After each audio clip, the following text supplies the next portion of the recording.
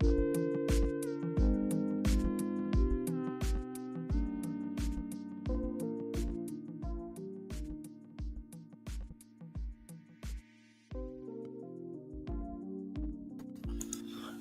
everyone, and welcome to the Real Watchers live stream for February 12th, 2025. Hope you're all having a great day so far. My name is Garrett. And I'm Kevin. And we're your beautiful hosts. Yes, I said it. I said beautiful. Live with it. I'm just kidding.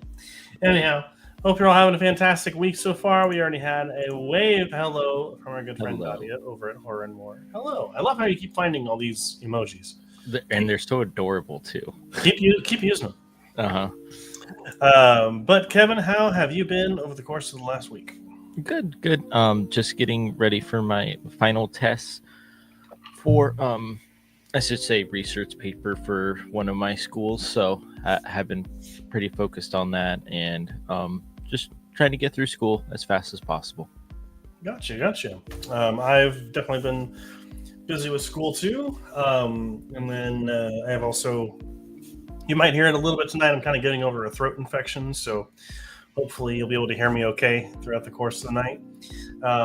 But other than that, not a whole lot else has been going on. So, but let's go ahead and jump into the stories up first today. Captain America: Brave New World's first reviews and reactions are mixed, calling the film anticlimactic and seemingly made to tie up loose ends. As of right now, it currently has a 51% on Rotten Tomatoes and a 43 on Metacritic.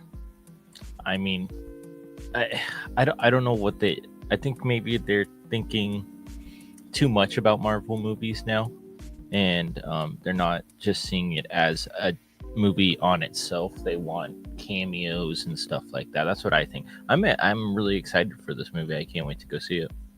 Sure. I mean, I think it might be the opposite. I think people are looking at it as its own, as you should. You should look at every movie as a movie and not just a part of a franchise or something.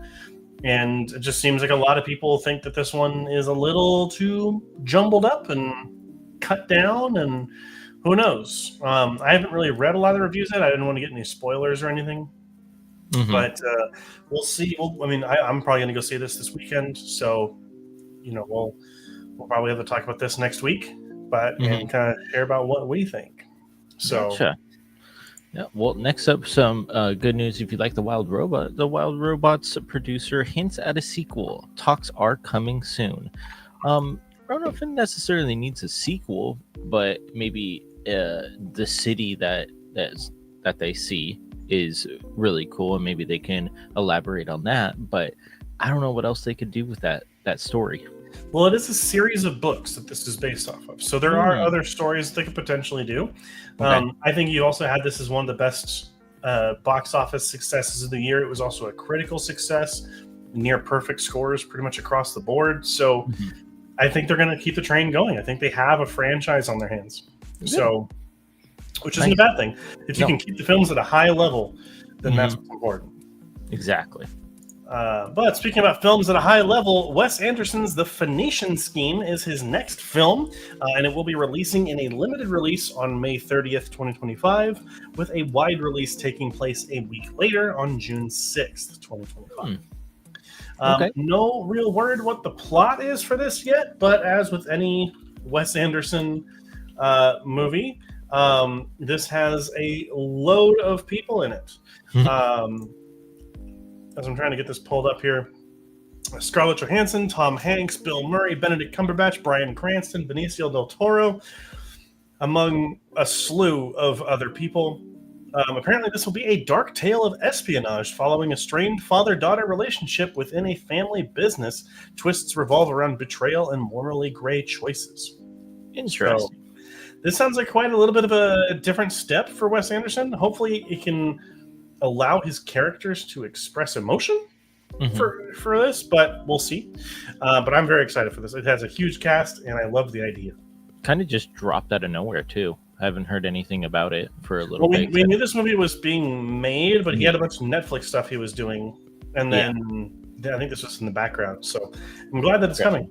Yeah, good for him. Next up, after the success of Wicked, Ariana Grande has been offered several high-profile roles in upcoming projects. Um, cool, awesome, good for her. I mean, she was the best part of Wicked, and we'll see what else she can do. But the script has to be good because Wicked's script, I think, was fantastic for her. Yeah, I think one of the biggest things there's other films we don't know the titles of yet, but one of the biggest ones is the upcoming Spaceballs sequel. So which would be kind of funny if she's in like that Ray type role. I think that would be kind of fun. But who knows? Who knows what she'll take next, or if she's going to focus on music, or if she's going to go acting. Who knows? But speaking of awards season, Ariana Grande is nominated for a bunch of stuff. The Academy is considering making AI disclosure mandatory beginning in 2026 after several Best Picture nominees have been found using AI. This is, I mean, pretty much all the Best Picture nominees have been revealed to have used AI in some capacity. The big one today was A Complete Unknown, using AI to touch up some of its CGI with I guess his face replacement on a couple of shots where he's riding a bike or a motorcycle. Excuse me. I mean, The Brutalist had some AI use to touch up Romanian or Hungarian language. Amelia Perez had some AI use in it, and then there was a couple others. Not as like ways to replace jobs, but as like a tool, the way it is meant to be used. But there is enough of a stigma around it that I think that, you know, making disclosure mandatory next year is a good idea. Just to be like, hey, if you used AI, just let us know. It doesn't matter what capacity, we just need to know. Yeah, and it's okay to put it in there because everybody's using AI now. Like it's the top. Like my company that I work for, we're using AI scripts right now. So we'll see how that goes. But the other thing is too is it can help that animation and stuff like that a lot faster than them doing it just sitting there doing it for a week straight. If it helps the animator get what it wants, get what he's trying to put onto the screen, I can see it working in our favor as well.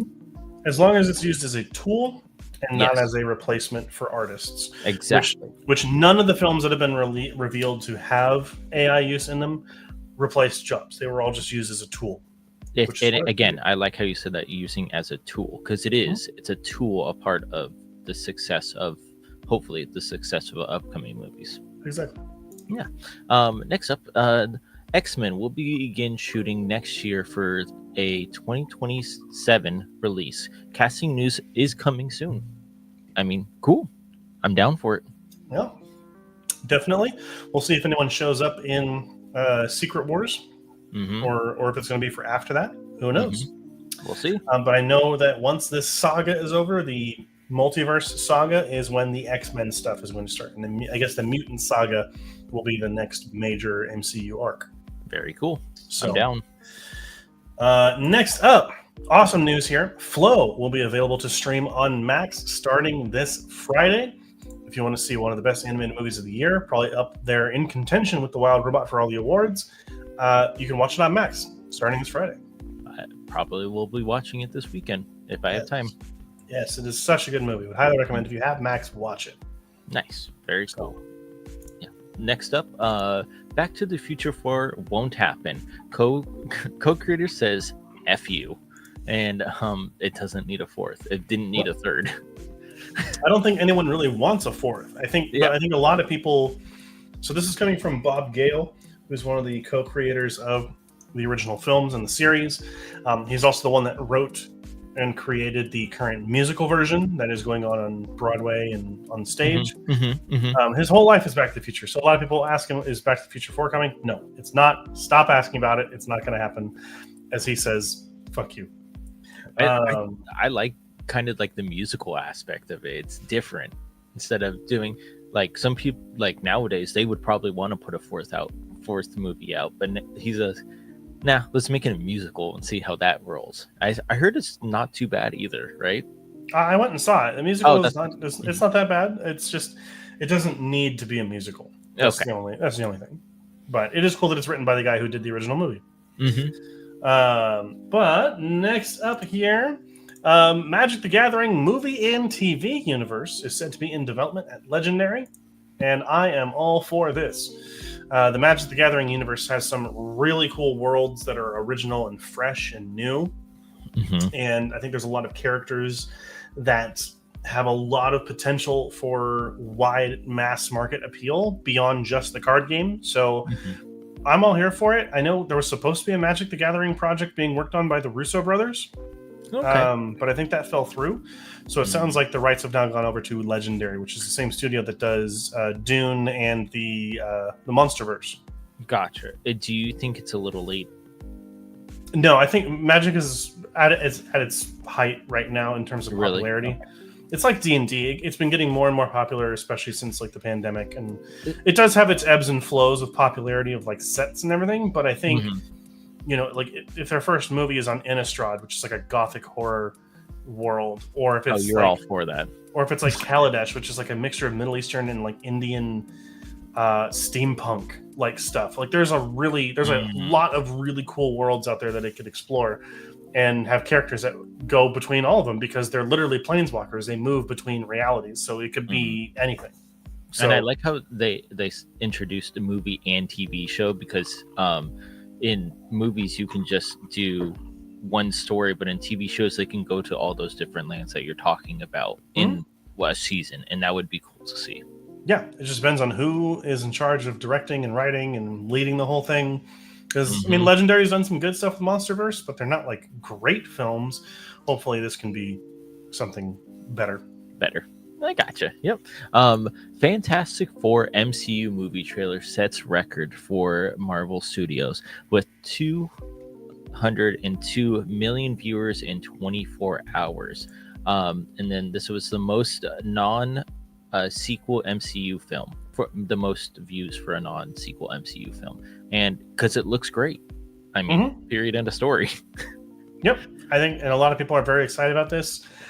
I mean, we'll have to see if that excitement wanes at all because of the seemingly mediocre reaction to Captain America 4, but who knows?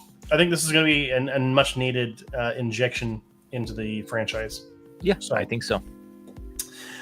Speaking of nothing related at all, Bong Joon-ho, director of Parasite and the upcoming Mickey 17, has been working on an animated movie. We've known this for a while, but it has gotten an official release date window of late 2026 or 2027 due to just how hard it is to make an animated movie, which he has gone on record as saying, and it is just taking a while to get completed. So that is okay.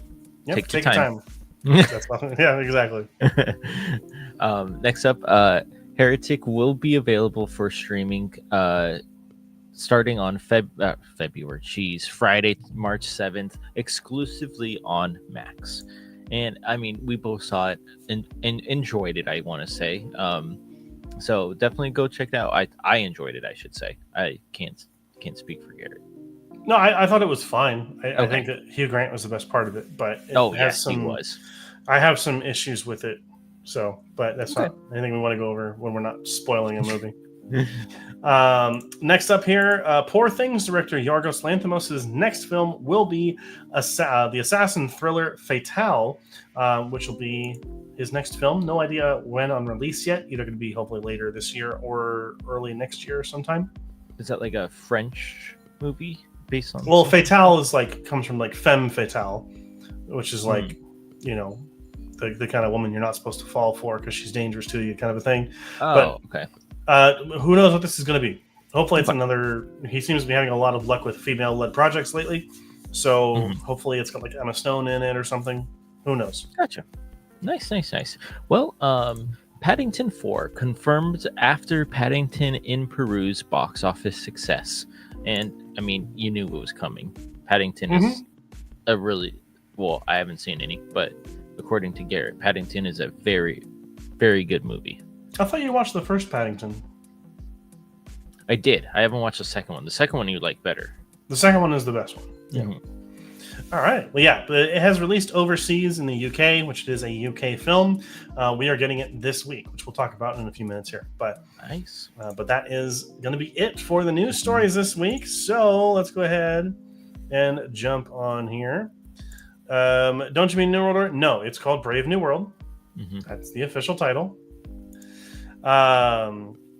Judging from previous trailers, Thunderbolts looks more promising than Brave New World. Yep, but I do want Brave New World to be good. Sounds like, yeah.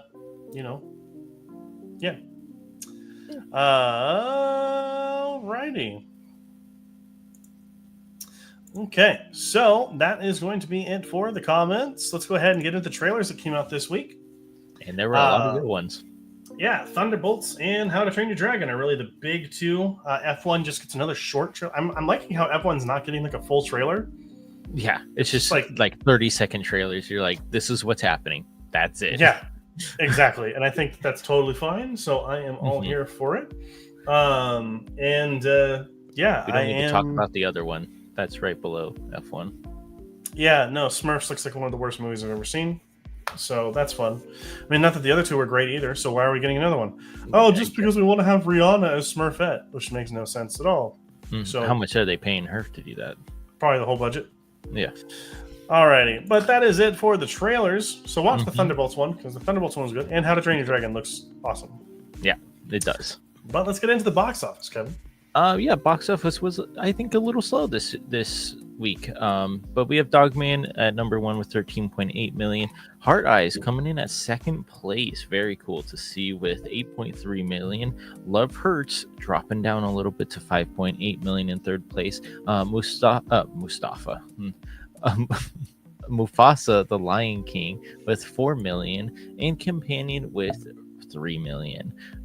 Cool to see Hard Eyes all the way up there. Actually, I'm surprised it got to number 2, but I mean, we don't get a lot of Valentine horror movies anymore, so it's cool to see one.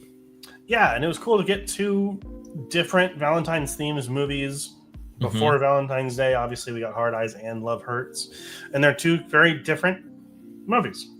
So alrighty, let's go ahead and get into what's coming out this week. And up first is Captain America Brave New World.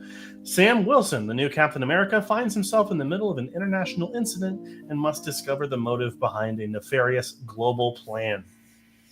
We talked about this earlier. It's currently getting mixed reviews, kind of middle of the road. So if you're interested and an MCU fan, go for it. And if not, then this probably will not change your mind. But who knows? Up after that is Paddington in Peru. Paddington returns to Peru to visit his beloved Aunt Lucy, who now resides at the home for retired bears. With the Brown family in tow, a thrilling adventure ensues when a mystery plunges them into an unexpected journey. Super excited for this. I am a huge Paddington fan. The movies are fantastic, so looking forward to this one. And then not a lot of other movies are coming out this week, so we are just kind of getting some documentary releases, and a lot of Hindu language films are coming out this week. But up first is a documentary short called Cirillo, A Legacy Untold.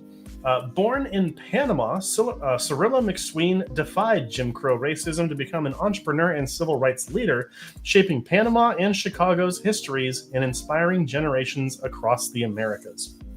So that's up first for the kind of lower profile releases. And up after that is Bromance, an upcoming Bollywood film. Binto teams up with his brother's friends for a thrilling adventure to find him, leading to unexpected twists, discoveries, and unforgettable moments. This looks like a Bollywood action movie, which, if there's anything I've learned from movies like RRR and I'm trying to remember the other one, like Monkey Man, which isn't really a Bollywood film, but it is set in India. Like, India needs to be given more of a chance with their movies, because their movies can be a lot of fun. Yeah, so they can be. But that is it for the movies that are coming out this weekend. Brave New World's probably going to lead the top of the box office, so we'll see what happens when the movie releases. But yeah, that's going to be about it for the written part of the show. Yeah, Garrett, if you want to take a look at our little side script over here, I did remember a movie that I watched, but I forgot to letterbox it.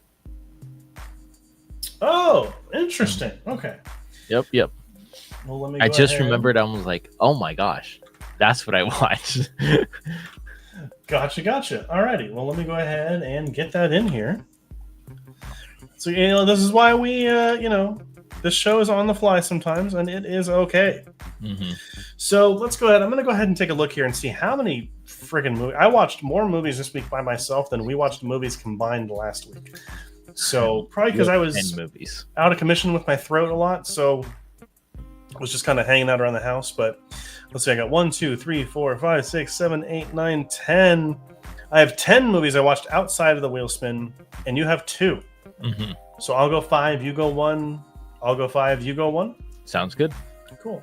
And I'm going to kind of keep them short just because, again, my throat, but there's a couple things that I don't really want to spoil here. So jumping in first is a movie that I own that I have not actually reviewed yet, even though I have seen it, which is Ghost in the Shell. And man, this is the original Ghost in the Shell film, the animated one. It is a beautiful film, a piece of cyberpunk storytelling with a lot to say about the soul, like what happens to the soul when we're in like an electronic environment. It begs multiple watches for you to understand completely. This doesn't really feel as much like a Blade Runner film. It almost feels more like a Bergman film.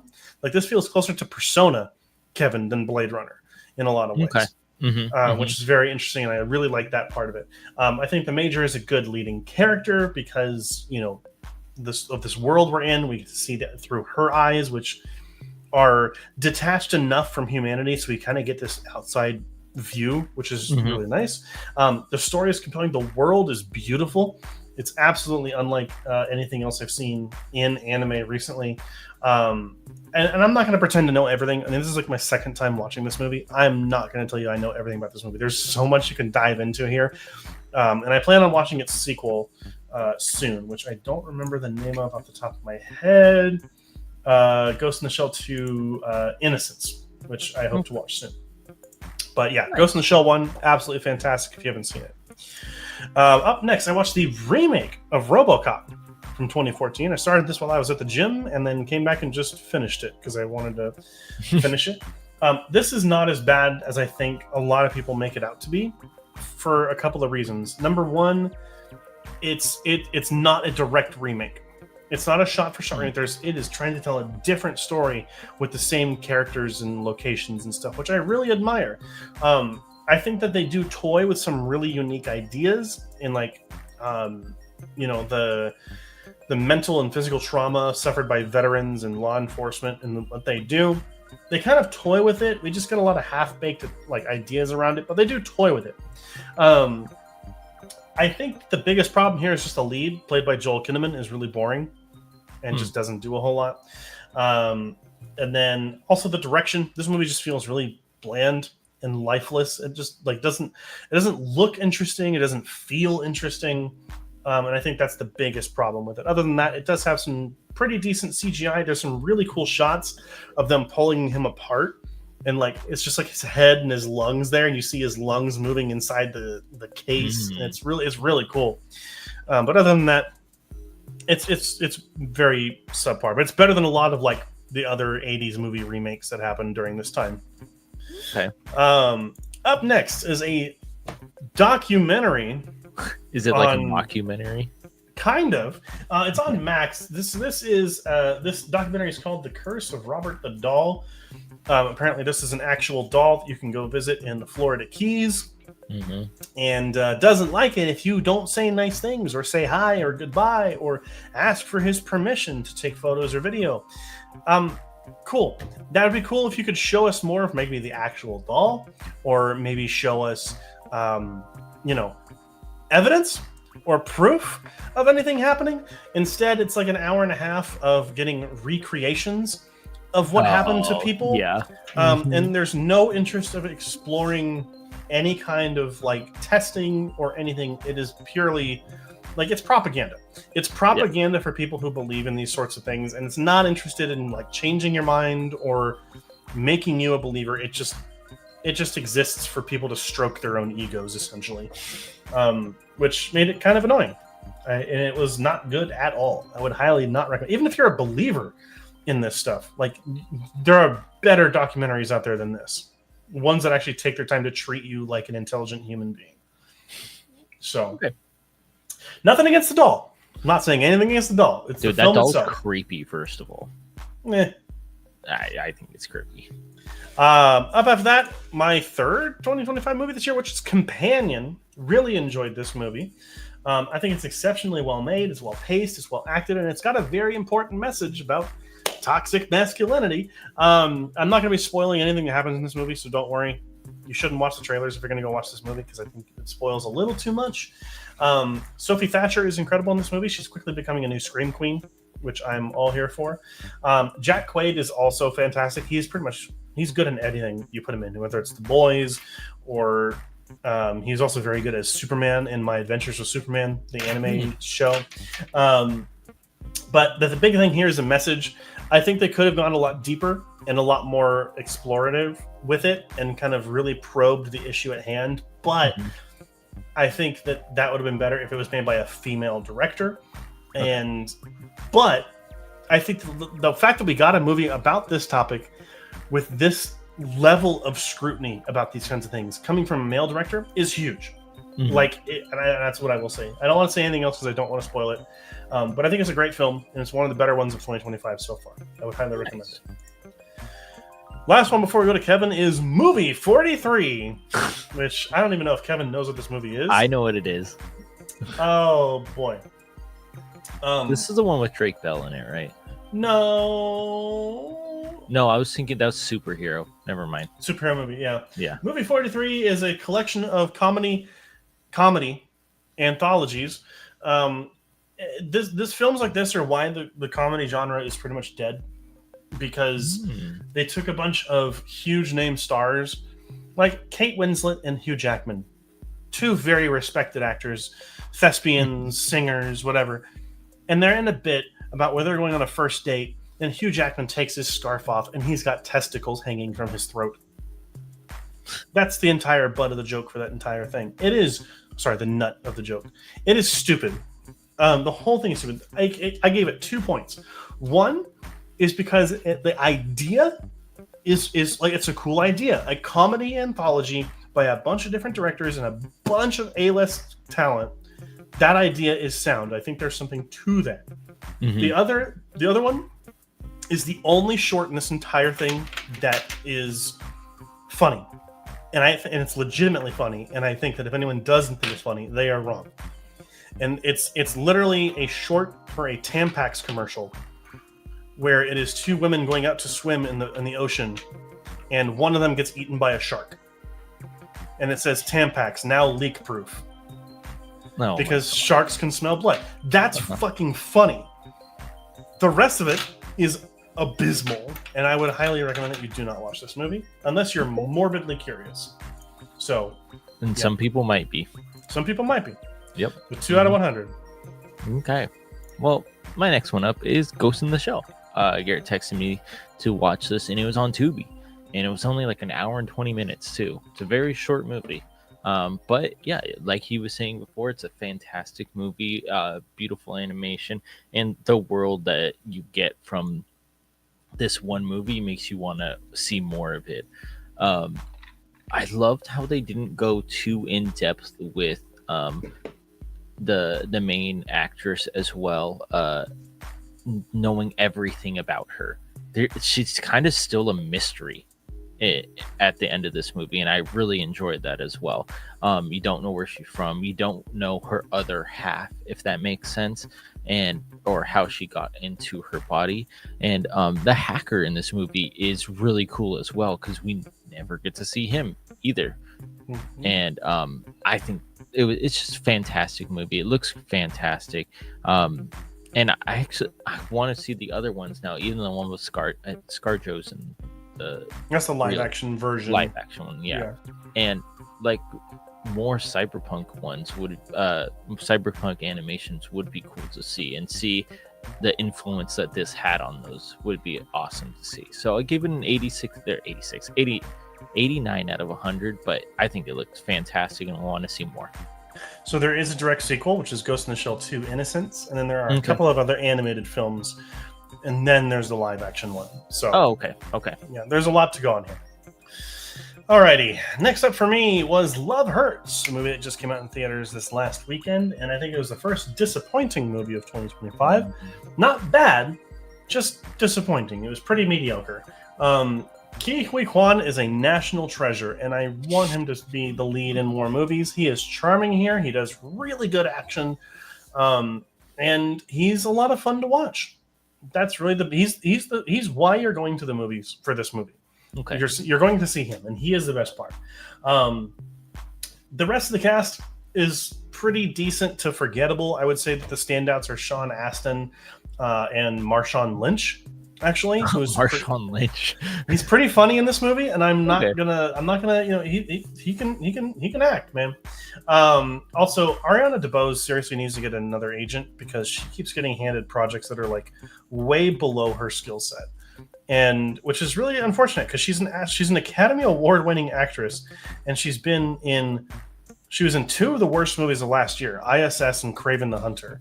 And then she was in Love Hurts, which she's totally out of her depth on this. And also just not good chemistry with Ke Huy Quan, which is really weird because they're supposed to be like into each other. Other than that, like there's some really good action in this movie, and there's also some really forgettable action. This movie is made by a first-time director, and it feels like it. That's probably the biggest thing that I can say about it.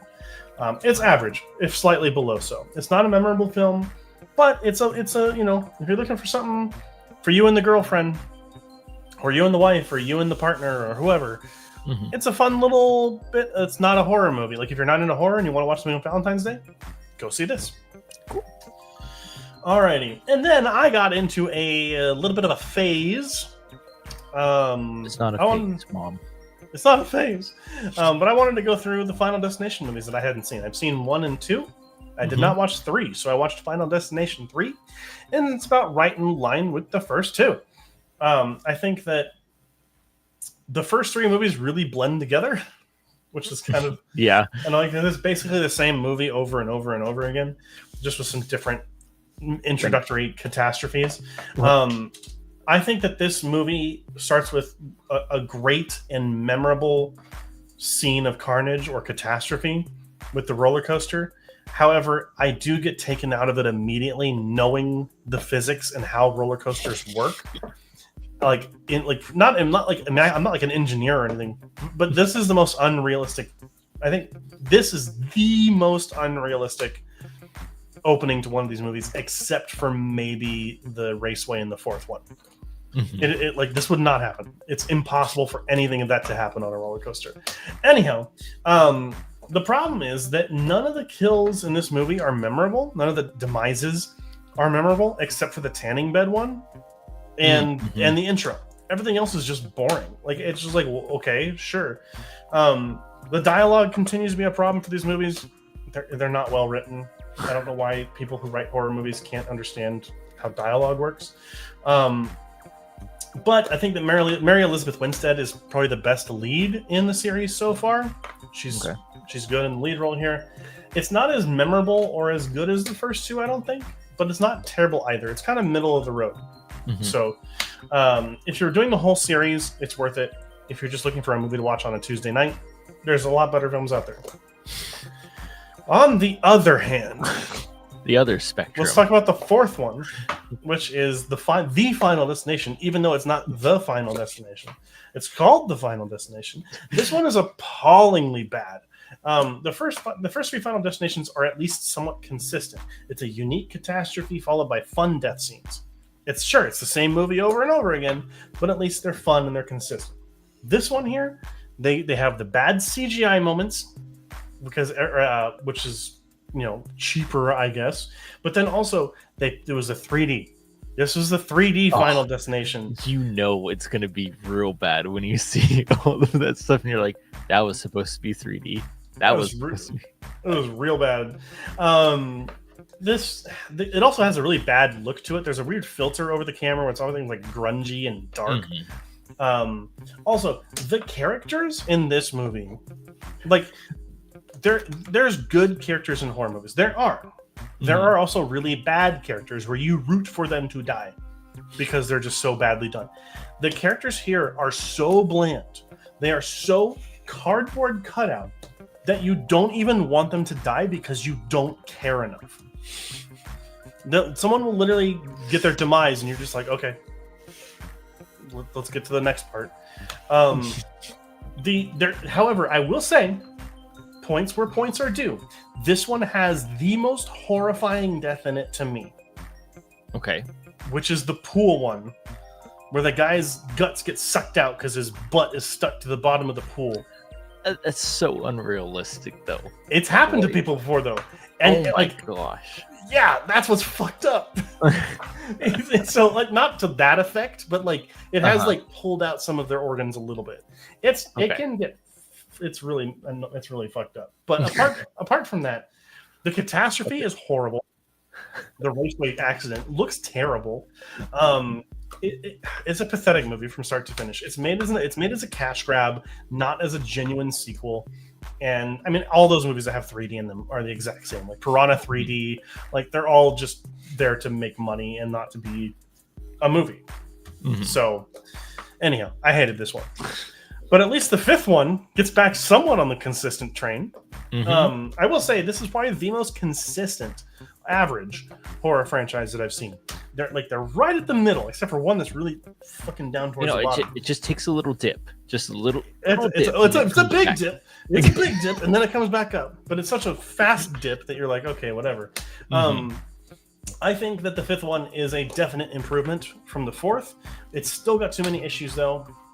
We get gorier kills in this one, which is kind of nice, and some of them are practical, which is really cool. Mm-hmm. The characters still suck in this movie, which is one of the biggest problems. And there are some odd character decisions that lead to awkward moments later in the film. I like the idea that the film plays with the idea that you can take someone else's life to save your own. Mm-hmm. That's a cool concept, because that's a question I've had this entire damn time. But they only do it so the Tom Cruise wannabe can just be a villain, which is kind of stupid. The characters continue to be shells, but they're somewhat better than the fourth one. At least here, I can root for them to die. Mm-hmm. You know, this one also does have, I would say, probably the most memorable kills. Like the gymnastics one, which freaks me out still. That one is hard to watch. But then also the eye laser is I can't watch bad. that one. I can't watch that one. Also, the catastrophe with the bridge collapse is pretty good. I'm not gonna lie. Mm-hmm. It's somewhat of a return. I can see why people really like this one, and I think it's still a plodding and boring movie, but at least it's better than the fourth one, and it's consistent with the others. Mm-hmm. So I think that there's not a lot of room for this upcoming Bloodlines to have to crawl up to be the best one in the series. Who knows? Okay. And lastly, because I was in a bit of a horror mood. I actually mistyped that. I watched The Strangers Pray at Night. 17 out of 10. He loved it that much. Right? No, this is the sequel to the original 2008 one that came 10 years later. And this is, a lot of people are on Letterboxd saying that this is better than the original. They are fucking wrong. Because the original one is actually scary because it deals with normal people walking into your home and just creeping on you in the background. That is scary. That is far more realistic than anything else in a lot of other horror movies. Someone just sitting, my closet door could open, and if I wasn't looking at a video cam in my face right now, I wouldn't know someone's in there, and that's creepy. This movie instead decides that, you know what we're gonna do, Kevin? What are we gonna do? I'm the producer for Strangers Pray at Night here. Okay. So the first movie was scary. You know what we're gonna do this time? Not make it scary. We're gonna take an hour and a half to suck John Carpenter's cock. Okay, why? Because they make him. This literally, it feels like their attempt to do Halloween as a Strangers movie. It's got the same kind of music as a John Carpenter movie. They made these characters into slasher villains, unlike they're supposed to be. It feels like an 80s slasher movie, which can be a good thing. But not when you've already established a tone for these characters and a goal for what they are doing. They literally only attack the people in the house in the first movie because you're here. Because they're there. It's a random act of violence. Sure, it's planned and it's got method to it, but it's just because the people are there. They have a reason for hunting this family in this movie. It's like a personalized, we got to go in and get them. And it's supposed to be the same characters.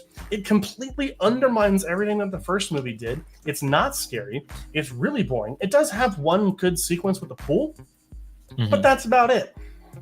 Okay. This movie is just boring. I think what was happening this because Halloween 2018 came out this year. So Sure. I think they might have. I don't know if this came out after or before, but they saw what Halloween was doing and they say, okay, let's pivot a little bit and go the Halloween Sure. way, like you were saying. But it's just like it goes against what the first one did. Like Mhm. the remake, not the remake, but like Strangers Chapter 1, which came out this year or this last year, 2024, Mhm. was a bad movie, but it was better than this one. And I would rather take the remake, which is essentially a shot for shot remake almost, and watch that over this one any day of the week. Do you think the 10-year difference made a difference as well? I mean, maybe, sure. I mean, but like, it's just, I mean, maybe in 10 years people forgot what the original movie was supposed to do. But Yeah. like now that we Mhm. can watch them both back to back, it's stupid. I hated Okay. this movie. Don't watch it unless you're curious. I mean, I'm not going to stop you, but Mhm. you know. Yeah. Well, how about another horrible movie? Borderlands 4. Atrocious. Oh, Borderlands. I'm sorry, not Borderlands 4. It should be coming out soon though. Borderlands. Why is this even made? Like, who decided to say, yeah, this is what this video game is, and it's not. It's horrible. There's only two characters that I like, and it's and I'm blanking on their names. It's one of the psychos, and not. I don't want to call her a little girl, but the one with the explosives. Tiny Tina. Yes, I thought they were funny together. They were funny, but everybody else horrible. Didn't like it. Horrible casting. Lines were horrible. CGI was absolutely pitiful. And the story, it's there. It's there and it needs to be thrown away. I don't want to spoil anything because it's a last year's movie, but Lilith gets her little redemption thing and it's horrible. So yeah, I mean, if you want to watch it, it's on Stars and it's going to stay there until it moves to Netflix. So it abandoned canon to be its own thing, and it doesn't work. it doesn't work. Nope. It's actually it's fucking insulting, is what that movie is. Sorry for the language, everyone, but I'll go again since you talked a lot. oh, no worries. We have some comments to get to before then. though. Okay. I found a 3-pack movie of Robert the Doll for like $3 years ago and sold it off. They were all doggy poo poo. And what is that? Oh, it's a cry.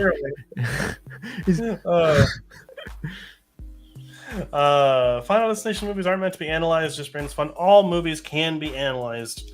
I feel like that's not a completely accurate statement, but yes, I do understand they're not made in the same capacity as like Citizen Kane, but there is still guidelines for what makes a good film. So it just depends on what you think those guidelines are. So I have a little bit stricter guidelines than Kevin, and you know that's okay. Is that Racetrack 1 or The Bridge? I don't know which one you're referring to. The Final Destination, the bad one, is the Racetrack 1. Mm-hmm. The Bridge one is the 5th one. Yeah. So hopefully 6 or Bloodlines is what it's called is going to be good. Mm-hmm. But alrighty, Kevin, you're short. Yeah, my short was Jerry's cousin. Don't know his name still. It's just Jerry's cousin. This one was really fun to watch. It's a mouse that lives on the streets and then visits Jerry, and he kicks Tom's ass pretty much the entire episode, and it's really funny. I absolutely love the animation in this. I loved Jerry's cousin's character in this as well. It's totally opposite of Jerry, and it was really fun, really funny. And I remember as soon as I looked up this short, I remember this short, so it kind of brought back some memories. So I gave it a 92 out of 100. Alrighty. I also really liked my short. Mine was The Big Snit. I had never heard of this short, and I know Kevin hasn't either, but it is on YouTube. And if you have YouTube, which most of us should, you should watch this because it is awesome. It's a delightfully silly and more than a little bit macabre in its ending. It's a little dark. I love it though. It does a lot with a little time it has, and all the little touches that it has makes it special. I think I'm gonna show Kevin. I'm gonna show you part of it when we're done here, because I think I burst out laughing when I heard what happened. So, but I really enjoyed that. It was a really smart one. I didn't know it was Oscar nominated. That's cool. And I just looked it up right now. That animation looks really funny to watch. Well, then we'll take it out in a second. But your movie, Kevin. My movie is Arthur the King, and this is, I will say right now, this is a movie that your mom picks out, and you sit there and watch it, and you go, that was a movie, but she's over there bawling her eyes out. So yes, this is a family good feel movie, and that's all it is. It's very predictable. It was cool seeing the scenery when they're doing the big adventure race. That was awesome to see. The zip lining scene that you saw, I think, in the trailer is there. That's really cool. But it stumbles in its story with, oh, there's an obstacle. How are we going to get through this obstacle? Oh, we got through the obstacle. Okay, what's the other obstacle? And it's just repetitive in that aspect of it. The dog was cute. No problems with that. But I did have a problem with the dog's story in the beginning. It just shows the dog getting yelled at half the time, saying to go away. And they didn't need to show that. I wanted to see maybe the race more with the dog in it, with more obstacles that the dog has to overcome, something like that, instead of showing his before the race event starts. That's the only thing. Again, it's just middle of the pack. 50 out of 100. All right. I was a little bit more positive on my movie, which was Dracula from 1958, or is also called Horror of Dracula. It goes by both names. This feels like a fairly routine update to the original film. I think that it is a better film in terms of structure and acting and everything, but I do think that I prefer the original movie to this one. The original one just has that traditional gothic environment. This one kind of feels more clean and sterile, and and it feels much more like a set instead of a camera being on location. But that doesn't mean that it's a bad movie. It is a better film than the original. I just prefer the original, even though it's not as good. However, Peter Cushing and Christopher Lee are fantastic in this movie. Christopher Lee plays a great Dracula. It's weird to see Peter Cushing as a good guy, because my entire life I've only ever known him as Governor Tarkin from Star Wars. But he's Van Helsing here, which is like, okay, so you can be a good guy, which is kind of fun. But yeah, I think this one's a bit too polished, a bit too pristine. It's got some better effects, it's got better color cinematography, but it does feel a little too manufactured, a little too fake at certain points, where the original one, even though it's not as good, felt better, I guess is kind of way to say it. I would rather have the original one on in a Halloween party than this one. Get you more immersed. Sure, yeah, 100%. But I would watch this one again anyway. So it's not a bad movie. I just prefer the original one. Nice. Very cool. Very cool. Alrighty, and those are it for the wheel spins. His name is Muscles. It's in the letter he sends to Jerry. That Jerry sends to Muscles. Okay. So that's not a name, but... Well, it's his name. And don't wear it out. Alrighty. So, let's go ahead and get to our favorite part here, Kevin. Where we spin that wheel of movies. There you go. Alrighty, so I'm going to need some recommendations from people that are going to go onto the wheel. Things that we can kind of show on here. I'm going to take a look and see if there's anything on here. I think the Final Destinations were on here. 3. Yeah, I already watched that, so I'll take that off. Alrighty. And I think I saw a chat come in. Let's see here. Running out of movies to recommend. I feel like they're all up there. Well, hopefully we can land on one of yours today. Or 2. Or 7. Even though we're only watching 2. Yeah, I know, right? Slumber Party. I feel like Slumber Party Massacre is already on here, but let me double check. No, it is not. Slither is on here twice, though. So we'll just remove one of those. I thought I'm pretty sure you erase slithers too. But Okay. And then Night of the Creeps. I don't think that's on here already. Oh, it is on here. Night of the Creeps with Tom. Tom. Yeah, I don't know who Tom is, but Okay. All right. Then we got some shorts here. We got Baby Buggy Bunny. Gotta love the names for things in the 40s. All right. And then we got My Little Duckaroo. And what's that one here? No Parking Hare. Quack Shot. And then looks like the sign I have in my my own room. Satan's Waiting. And Wild Wife. Okay. And Garrett, just for Slumber Party Massacre, I have reviewed it for already, so that would be a G for you. Got it. And did you do the Firestarter from the 80s? I no, I don't think I have, but I will. Okay. All right, we'll give it another 30 seconds. If anyone wants to go ahead and get any other suggestions in, we're one away from 300. So if anyone wants to put one on there, it'd be the 300th one. Mm-hmm. You get not a prize. You get the 300th.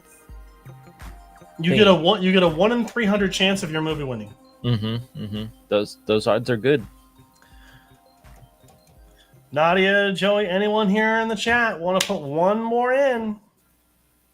Make it 300. It can be anything. Well, it has to be on Letterboxd, but well, okay. Sorry. Yes, you are right. It can be any movie that is on Letterboxd. yeah, it can't be like something like I don't know. Okay, Nadia, do not yell at me. I get pimples when you yell at me. All right. Cujo. And that is the 300th pick. So that is it. Let's go ahead and shuffle it up. And Kevin, let's get you a short. Okay. Hopefully it lands on one. And I have a movie for you as well if it lands on it. Cool. I have one for you as well. Alrighty. So you're short. Oh my gosh, I can't even read it. Oh, it's a Chip and Dale one. Chip and Dale. That's it. Perfect. I didn't know if it had a longer name to it. So Kevin has got the short Chip and Dale. So we'll go ahead and remove that off there. Shuffle it up, and then I will spin for mine.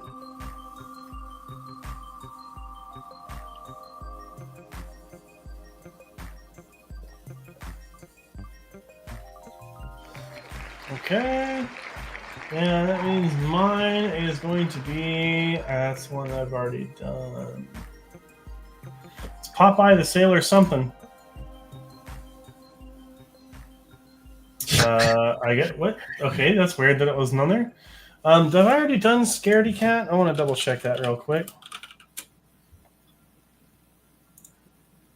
Yes, I have. So, well, I couldn't find another one, so I'm just gonna take Satan's Waiting because I love that name. Satan is waiting for me. All right. Cool. Let's go ahead and shuffle it up here. And Kevin, we got you.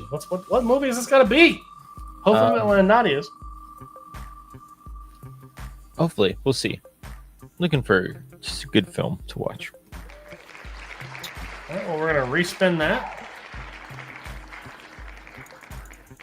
Respin it again. I don't know. I kind of want to watch Cujo or Firestarter. I mean, you could watch those outside the wheel spin. That's true. Aliens in the Attic. Alrighty. That's what Kevin's going to be watching. Aliens I think in that's the Attic. Nadia's. Also, saw Joey's thing here. Let me see here. It said Popeye. Oh, I see. Okay, never mind. So that is the one that I will watch then. You have to put Satan back up. Yeah. Hey, I'll put Satan back up there any day. Alrighty, so I have Popeye the Sailor Man meets Alibaba's 40 Thieves. Alrighty, and Kevin's got Aliens in the Attic.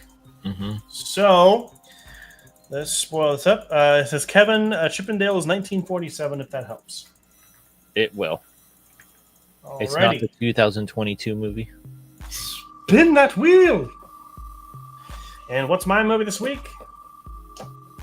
Who knows? I've been kind of in a horror mood lately, so. Well, that's a short. I appreciate the attempt, Wheel, but it is a little too late for that. A little late. Mm-hmm.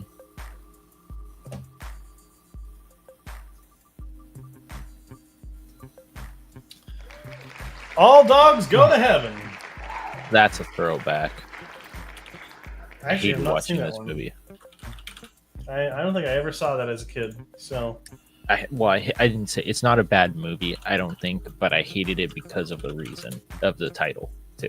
So, oh, well, sure, yeah. Mhm. Well, it's on Tubi, so luckily I don't have to rent it or anything. Mhm. Alrighty. So that is going to be it. Kevin has the short Chip and Dale, and then the film Aliens in the Attic, which I believe I don't think it's animated, but It's think like same. It's live action / animation. I looked it up. Gotcha. And then I'll be watching the short Popeye the Sailor meets Alibaba's 40 Thieves, and then the film All Dogs Go to Heaven, which I haven't watched an animated movie in some time. So Joyce is saying that movie is a tearjerker.